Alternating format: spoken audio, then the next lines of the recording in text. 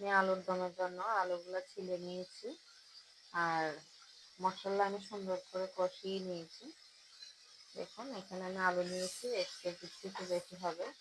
আর মশলাটার গ্রেভি দেখুন একদম গোস্তের মশলার মতো হয়ে গেছে কালারটা।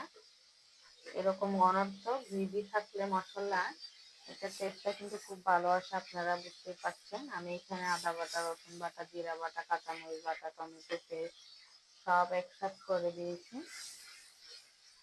এলাচি, দারচিনি সব একসাথে আমি সুন্দর করে ব্লেন্ডার জারে ব্লেন্ড করে তারপরে আমি আলুর দমের জন্য মশলাটা একদম পারফেক্টলি ভাবে কষিয়ে নিয়েছি। দেখুন কতটা গ্রেভি হয়েছে মশলার কালার। এখন এখানে আমি আলুটা সুন্দর করে কষানোতে দিব। পর্যায়ে আমি আলুগুলো কষিয়ে নেব। আমার এই আলুর দমের রেসিপিটা যদি আপনাদের ভালো লাগে, আপনারাও কিন্তু এরকম আলুর দম বাসায় বানাবেন। আর সম্পূর্ণ বাটা মশলাটা দিতে ট্রাই করবেন, কারণ অরিজিনাল স্বাদটা পেতে হলে আপনারা এইভাবে বাটা মশলা দিয়ে রান্নাটা করবেন। রুটি, পরোটা সবকিছুর সাথে খেতে মাশাআল্লাহ খুব দারুণ।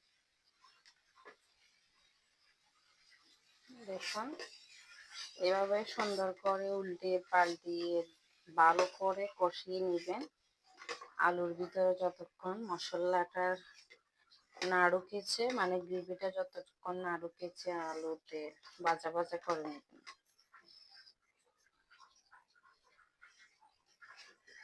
আমার এই আলুর দমের কালারটা কেমন লাগতেছে অবশ্যই জানাবেন।